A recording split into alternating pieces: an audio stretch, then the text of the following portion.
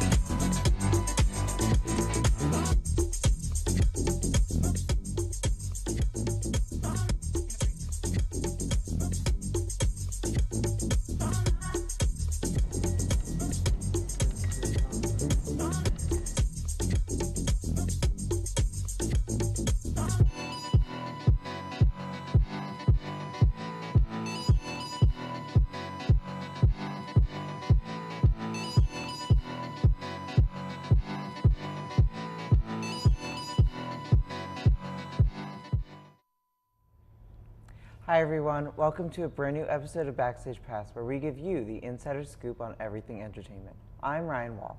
And I'm Callie Corson. We've got a juicy show for you, but before we delve into the gossip, let's take a look at what movies topped the box office this past week. Rounding out the top 5 was Murder on the Orient Express with $13.8 million.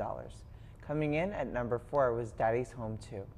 Coming in at number 3 was Thor Ragnarok with just under $22 million. Number 2 was Wonder with over $27 million. And climbing to number 1 was the debut of Justice League with $96 million. So Justice League debuted at the top of the box office, no surprise there. Exactly. However, $96 million may seem like a lot compared to everything else, but in reality, it's not too good for the first weekend. And it's a big movie. Everyone was excited for it. Yeah, I think because it has so much star power too, there were just really high expectations. Yeah. It also is interesting that there's that movie out right now and also Thor. Yeah. I wonder. Superhero movies, same time. Yeah. It's different. I mean, I wonder if it's there's a type of time of year for that, if there's an intentional reasoning behind that, or if it's just the two studios being well, we're gonna release ours and you're gonna release yours. See the competition coming in. Yeah, because I know I was really excited about Murder on the Orient Express. I wasn't able to get there, but we're gonna see that in a couple of weeks. Definitely. So let's see the movies coming out in the next couple of weeks. Ever wish you could have a family reunion with those living and deceased? Disney decided to imagine what something like that would look like in the new movie Coco. The story is centered around a 12-year-old boy named Miguel, who's on a mission to understand why music is banned from his family. Instead, he's transported to the land of the dead, where he learns more about his family and gets answers to some questions he has. Starring new Disney actor Anthony Gonzalez, the movie is based around the Mexican holiday of Dia de los Muertos. Writers Lee Unkrich and Adrian Molina will take you on a heartfelt journey to see how one young boy finds his talent, discovers his family, and understands his greater purpose on Earth. Here's the trailer for Coco. The next clip is sure to inspire audiences of all ages. Wonder is based on a book written about August Pullman, a boy who has received 27 surgeries and lives with facial deformities. August, nicknamed Augie, attends real school for the first time for his 5th grade year and faces the challenge of many middle school and with many personal struggles. With support from his parents, Augie attempts to find a place where he can fit in. After bullying from his peers, Augie eventually begins to change the hearts of some of the students at his school and becomes an inspiration for them. In the words of one of his classmates, "It's hard to blend in when you weren't meant to stand out." Directed by Steven Chbosky, the film stars Owen Wilson, Julia Roberts, and Jacob Tremblay as Augie. Check out the trailer for Wonder. We're all familiar with the novel A Christmas Carol. However, many do not know the story behind the book. Charles Dickens authored many works during his lifetime and reinvented Christmas as a holiday with his Christmas story. In The Man Who Invented Christmas, audiences can get to see the creative process behind creating the characters we know, such as Tiny Tim and Ebenezer Scrooge. The movie allows Dickens' imagination to come to life and walks through the importance and meaning of the season. With Dan Stevens as Charles Dickens and Christopher Plummer as the curmudgeonly Ebenezer Scrooge, this film is sure to get you in the Christmas spirit after a big Thanksgiving meal. Here's the trailer for The Man Who Invented Christmas. So it's no mistake that we here at Backstage Pass are huge Pixar fans. So I don't know about you, but I'm so excited about Coco. I cannot wait to see that. I love Disney movies to begin with, so I'm so excited. I'm probably going to go on Thanksgiving, honestly. That's actually a great way to like get in the family Yeah, spirit. like I haven't seen everyone in a little while. Like everyone go to the movies. I love doing that on holidays. Yeah, and I think that, I mean, I'm a Latin American studies minor, so like it's nice that now there's a renewed focus on like this area of the Definitely. world. It's great. It's not just the same average movie all the time now. Yeah. Another thing that we didn't mention in this show, because it just happened, is Incredibles 2, their trailer came out. Yes. Did you see it? I did not see the full trailer, but I've been hearing news about it, and I can't wait to see it.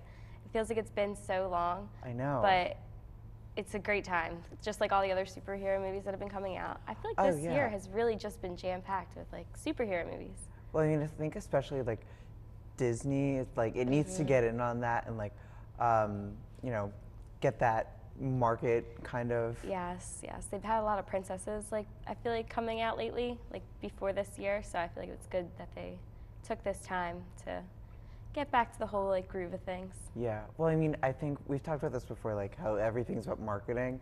And like that's also another thing that ties in with the other movies that we previewed for this week, because it's all about taking a book and turning it into more than just a book. Yes, yes. Like, what are your thoughts on that? Well, I'm really excited to see Wonder too. I feel like that's just like really influential, and I feel like the book probably gives a lot of good details, and I'm hoping that the producers and the directors of this movie put that in there. And I really like the actors in the movie, so I feel like it'll be really good. Yeah. But you, anything? I think like it seems like a really cool story, and I think that that'll be something that will, you know, it'll do well in theaters, I hope. Yeah. Same with the Christmas movie. Like, Christmas movies are just great, and Yeah. I'm really excited about that too. Yes. So now going into music, after months of promotion, Taylor Swift released her much anticipated album, Reputation. Seems like we've been talking for forever. But in the first 4 days, she sold over 1 million albums, once again reaffirming her dominance of the music industry. This isn't the first time Swift has debuted big. Her past few albums have also been similarly strong commercially despite a sluggish music industry overall. The first 4 singles were released to mixed reviews, but critics overwhelmingly were fans of the album, and fans loved it just as well. Here's our correspondent, Jerry Tripodi, with more. Swifties everywhere are rejoicing the release of Taylor Swift's new album, Reputation. Considering it already sold over 1 million copies within the first 4 days, it won't be going down in flames with her long list of ex-lovers. Already set to be 2017's biggest album, one of the hot aspects of it that has people talking is the new Taylor that has emerged in response to her harsh critics. And she's making sure to let those haters know that she is stronger than ever before, despite the labels they've given her. This album focuses more on her relationship with the media and her celebrity enemies, and much less on her typical relationships with boys as we know it. Although she has songs about boys, they're not love stories or breakups, but rather focus on desire in a light we haven't really seen Taylor in before. To top it all off, she even raps and gives us a taste of hip-hop. I was able to jam to each song, but my personal favorite track was Gorgeous. Since it's about having a crush on that one special person you can't have, I believe her young girl fan base can relate to this one the most. Either way, I recommend you all check out these hot tracks for yourself. Well, that's my pick for this week. My name is Jerry Tripodi. I will see you next time. Thanks, Jerry. We consulted a few of our correspondents and gathered their reviews. Ranked in no particular order, we asked what their top 3 songs were. As the graphic shows, there was no clear consensus, but Don't Blame Me and Getaway Car tended to be the most well-received. It just goes to show that as Taylor explores her new reputation, there's something to love for everyone. Speaking of famous singers, Carrie Underwood took a fall outside her Nashville home Friday, resulting in a hospital trip. Underwood was forced to skip the Country Rising concert last Sunday night where she was scheduled to perform. A spokesperson for Underwood claimed that she was treated and discharged from the hospital, but no further information was released. Underwood reached out to her fans, thanking them for all the well wishes, telling them that she will be all right, but it might just take some time. We are wishing for a full recovery and speedy time, the famous country singer, and hoping Underwood will be on her feet very soon. Aaron Carter, pop and hip-hop singer from the late 90s and early 2000s, has been struggling with drug problems for quite some time. Since Carter has been in rehab, he has publicly released his 30-pound weight gain, giving fans and family hope for a full recovery. Back in September, Carter checked himself into rehab after multiple fails at recovering. He has a long past of relapsing, which his family has been worried about. Drug tests have shown us his involvement with cocaine and meth, which helps us pressure the serious issue. Carter had an appearance on the show The Doctors, but it did not end on a good note. The first time rehab was brought up, Carter left the set abruptly and did not answer any further questions. This incident may have been a supporting factor of why he made the decision to check himself into rehab once more.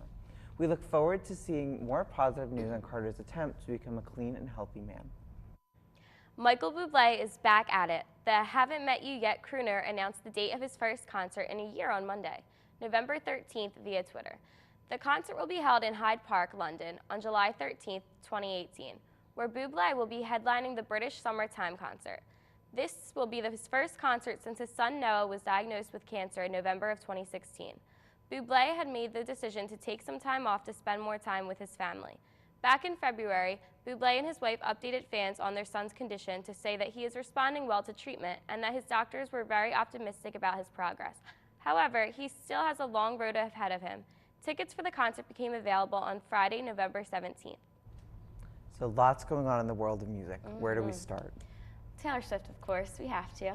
I just think it's so funny because we have had for almost every episode this season, I think, we've mentioned Taylor Swift. Yes, always. Historically, for the last 3 years, she hasn't even had an album out, and we've talked about her because she's always in the news.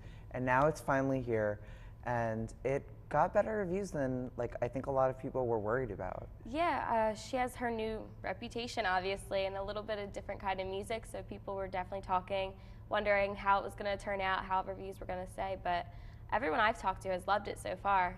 Yeah, and that's one of the things that I think was really interesting, that out of everybody that we surveyed, everyone kind of had different opinions, but I also think it was really interesting that nobody really mentioned any of the singles as their favorite songs. Yeah, it's the stuff she just released. Yeah, so I mean, I don't know if that's just poor judgment on her part.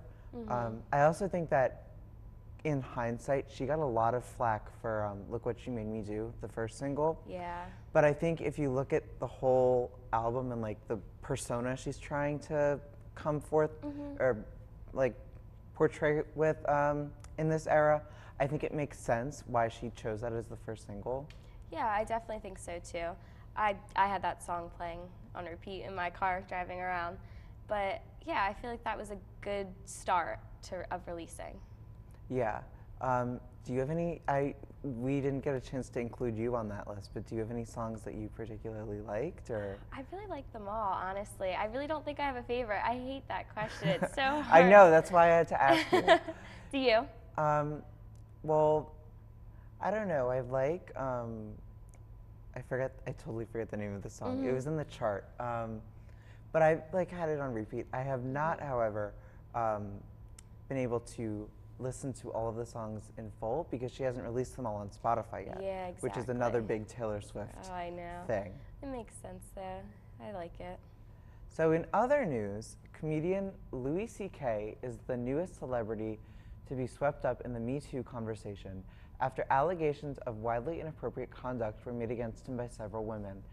In early November, he was accused of sexual misconduct and harassment, and the comedian immediately owned up to them, putting out a statement saying simply, "These stories are true."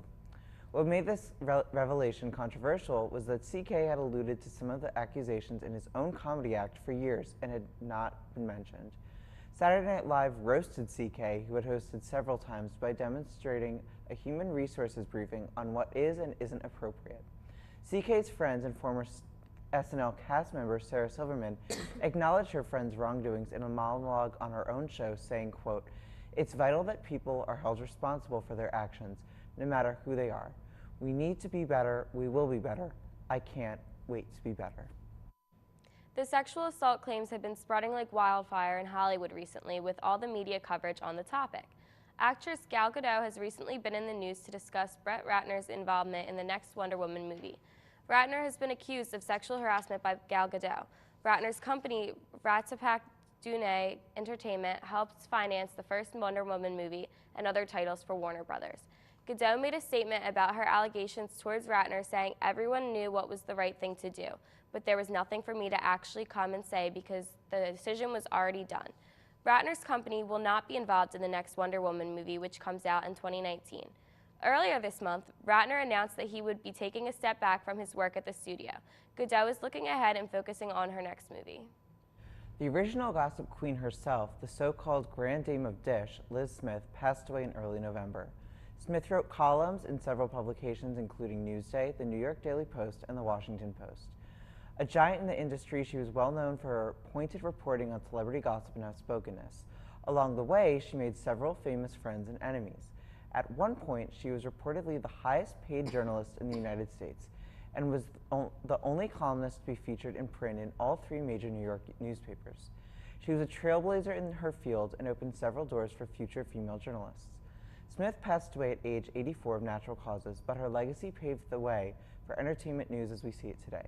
So from all of us at Backstage Pass, thank you, Ms. Smith, for serving shade and giving us juicy gossip for decades before us.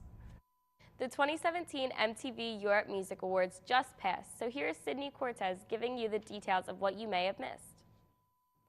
The MTV EMAs were a big hit this year. It was held in London and was hosted by Rita Ora. She stole the show wearing her white bathrobe during the red carpet with a 7.8 million diamond necklace and earrings. Throughout the show, Rita changed 13 times. Eminem made a comeback and performed his new single, Walk on Water, with Skylar Grey.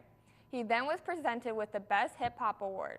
Shawn Mendes took away 3 awards, which were Best Song, Best Artist, and Biggest Fans.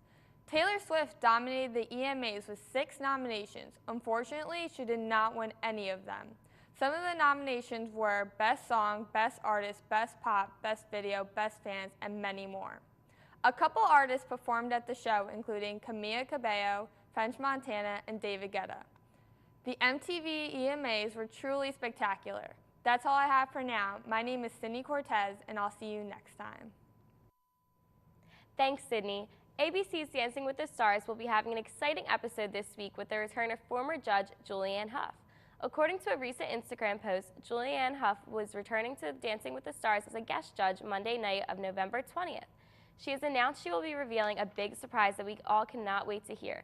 She posted an Instagram picture of her and the Dancing with the Stars original judges with a caption directed to the show's fans. The post informed us of her upcoming appearance. Since 2016, Hough held a permanent seat on the judging panel, but she decided she would not be returning for season 25, which aired this fall.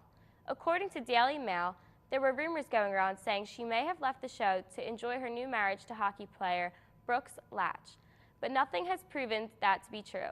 People are talking and trying to figure out what her meaningful surprise may be, but the only way to know for sure is by tuning into Dancing with the Stars to hear it from the source herself. Okay, so Dancing with the Stars. I know that you have a lot of opinions on this, so yes, rattle off. I love Dancing with the Stars. This season I personally haven't been able to keep up with, but my mom's watching it for me at home.